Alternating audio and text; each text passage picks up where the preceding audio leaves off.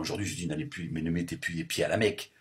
Non, c'est de l'idolâtrie, c'est de. Bon alors, du coup, je vais vous donner, la version d'un point de vue, d'un énergéticien. Donc je me suis, connectée, à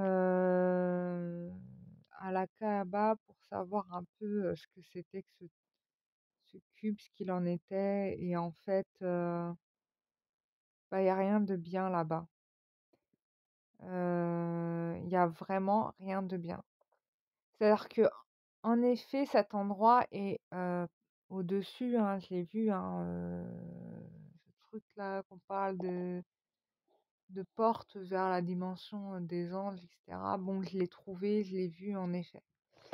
Mais, la Kaaba en elle-même, n'a rien de divin, il y a rien de Dieu. Les vibrations sont extrêmement basses.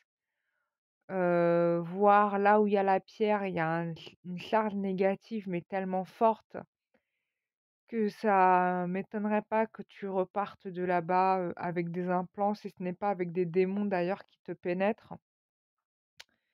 Il y en a eu d'ailleurs, mais rien en tout cas, il y a rien de bien, ce qui fait que bon, pour ma part, j'avais un peu l'intention d'y aller au départ et puis maintenant je sais que j'irai pas parce que ça n'a rien de Dieu, en fait. C'est pas Dieu, c'est pas Dieu qui a demandé d'aller là-bas. Dieu, il a demandé justement à ce que soit brisé tout ce qui est idolâtrie, tout ce qui est, et en effet, mais il y a rien de bien. Franchement, c'est tellement chargé négativement que vaut mieux pas y aller, quoi. Tu vas revenir de là-bas, tu vas être encore plus, fermé, ton chakra, coronal va être plus, pollué. À part te polluer tes corps énergétiques et tes canaux, enfin franchement, il y a rien de enfin, tu vas rien gagner, quoi. La pierre, elle est, il y a rien de enfin, il y a rien en vibration haute, quoi.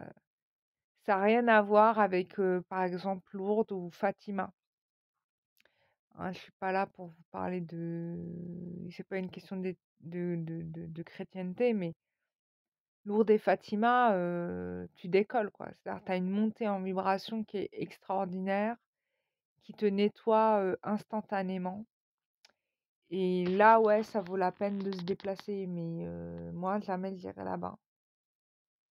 Voilà, n'y allez pas, si vous voulez rester dans la foi de Dieu, n'y allez pas.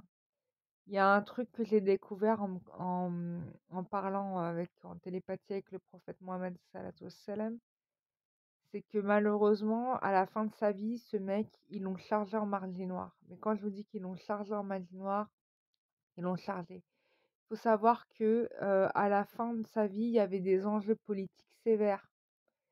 Donc, notamment dans la bataille où il avait désigné, en fait, hein, c'était son successeur, il voulait donner, en fait, la succession, comme chef, religieux et chef, étatique et chef de guerre, à je crois c'était son oncle, en l'occurrence et puis, bon, bah, il a été, tué volontairement, hein, parce que, l'autre il voulait sa place et puis, c'est qui? C'est Omar ibn Khattab, voulait sa place et puis en plus de ça, oui, il y a eu de la magie noire de fait sur le prophète, hein. Vraiment, ça a été dur pour lui et ça a pas été un cadeau, mais bon, il avait aussi son karma d'homme à travailler, hein, c'est pas parce que tu es prophète que tu pas des choses à régler en tant qu'homme dans ton incarnation et ouais, c'est un peu dur ce que je vous dis là, mais bon, quand je lui ai parlé, il était bourré de magie noire, mais vraiment bourré, quoi et quand j'en ai parlé, il était dans le déni, normal, c'est compliqué, tu vois? Et lui-même, il le voyait pas parce que quand tu as de la magie noire, tu vois pas que tu as de la magie noire.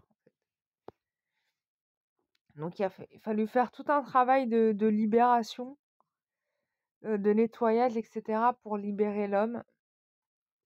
Même si, hein, même s'il était bien, comment dire? Je l'avais vu avec, dans son truc, il était, porté par des séraphins, Donc ça, il y avait pas de problème, hein, c'est clair que lui, il se réincarnera plus jamais. Mais quand je l'ai vu dans la dimension à laquelle je l'ai vu qu'il y avait ça, donc je l'ai nettoyé.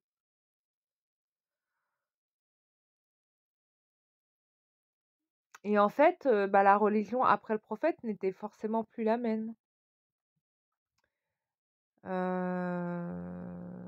Les seuls les seuls finalement les seuls scientifiques que je crois ou que je pourrais croire, ça serait les soufis parce que c'était les seuls qui étaient connectés à la dimension spirituelle, et donc du coup, eux, ils ont une connaissance de la religion qui est différente parce qu'ils sont vraiment connectés au subtil et donc ils voient ce que et d'ailleurs on vous le dit pas, mais là 90 des scientifiques, qui ont écrit sur l'islam sont des soufis, hein. C'est pas autre chose.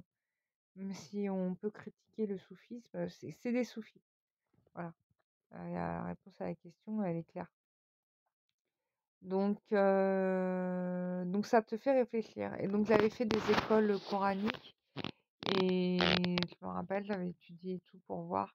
Et j'étais assez déçue de voir comment étaient répétées des bêtises. Sans réflexion, hein. C'est-à-dire, on te dit c'est comme ça, et puis les gens, ils gobent, c'est comme ça. Voilà, on réfléchit pas, on met pas en question ce que le cheikh a dit, parce que ça se fait pas, parce qu'il se connaît, donc comme il connaît la religion, on respecte, tu vois, c'est un truc comme ça. Donc voilà, donc oui, faut pas aller à la Kaaba, faut pas aller là-bas, faut pas aller donner de l'argent dans ce pays-là, faut pas perdre votre temps à aller vous faire polluer vos corps énergétiques là-bas. Aller dans des lieux de vibration plus élevées, comme je vous ai dit, Lourdes, vous pouvez y aller à Lourdes, vous pouvez aller à Fatima. Ça, c'est des endroits intéressants. Il y en a d'autres, hein, mais bon, je vous parle des plus connus. À Medjugorje aussi, allez-y, ça c'est génial. Là où la Vierge est apparue, allez-y, hein, c'est des endroits à haute vibration.